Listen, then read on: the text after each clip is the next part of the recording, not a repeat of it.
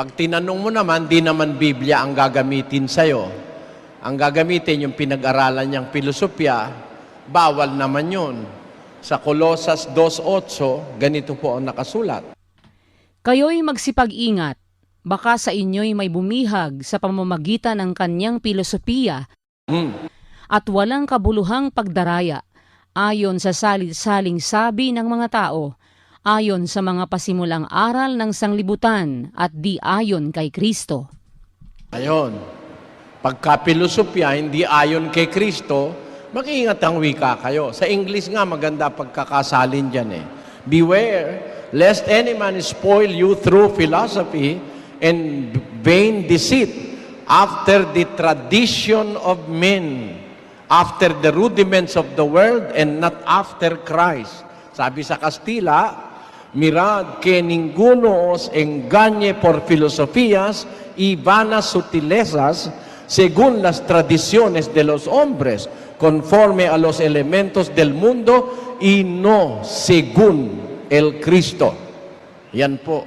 Kaya delikado yung relihiyon, yung pananampalataya. Pag ang pananampalataya mo nakabatay sa tradisyon ng tao, mga salit-saling hinuha at sabi ng mga tao, sabi ng Biblia, mag-iingat kayo.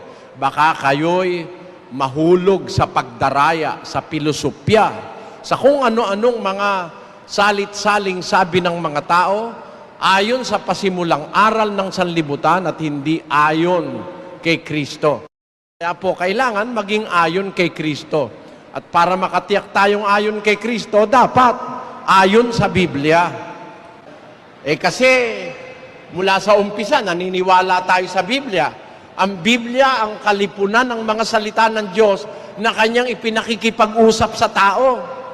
Yan ang mga aral na itinuro ng ating Panginoon na ipinasulat niya para makarating sa atin.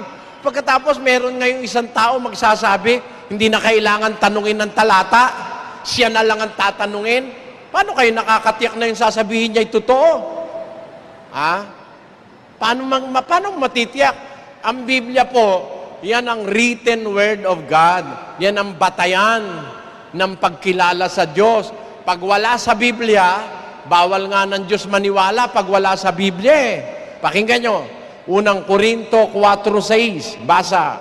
Ang mga bagay ngang ito, mga kapatid, ay inianyo ko sa halimbawa sa aking sarili at kay Apolos dahil sa inyo, upang sa amin ay mga tuto kayo na huwag magsihigit sa mga bagay na nangasusulat. Bawal ngang matuto ng higit sa nakasulat Upang matuto kayo sa amin, huwag hihigit sa mga bagay na nangasusulat. Upang ang sino man sa inyo huwag magpalalo ang isa laban sa iba. Kapalaluan yung pagkawala sa nakasulat, ituturo mo, pagpapalalo yun. Minus the Bible, siya na lang. Mali po yun. Kaya nga may Bible o may Biblia, yan ang kinasusulatan ng mga salita ng Diyos na itinuro ng Panginoong Hesus. Kaya yan isinulat, utos ng Diyos na isulat yan para makarating sa atin.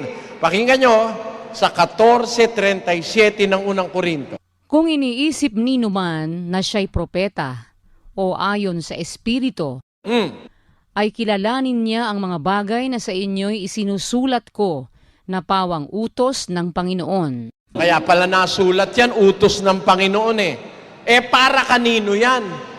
Yang mga isinulat na yan na utos ng Panginoon na isulat. 102:18 ng awit. Ito'y isusulat na ukol sa lahing susunod. Kita nyo? Yan isinulat, hindi para sa kanila.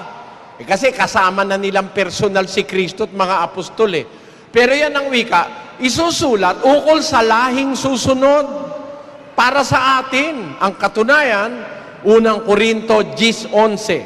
Basa. Ang mga bagay na ito nga'y nangyari sa kanila na pinakahalimbawa at pawang nangasulat sa pagpapaalaala sa atin na mga dinatna ng katapusan ng mga panahon. Para sa atin yan ang mga dinatna ng katapusan ng panahon. Nangyari sa kanila, nasulat upang magpaalaala sa atin na mga dinatna ng katapusan ng mga panahon. Di para sa atin yung kasulatan. Sa makatid, pag itinatanong mo yung sitas ng Biblia, lalo na sa mga ngaral mo, yun ang sign na ikaw ay mahilig sa salita ng Diyos. Kaya mo nga tinatanong, di ba? Tapos sasabihin anak ka ng demonyo pag nagtanong ka ng talata. May, ano ito?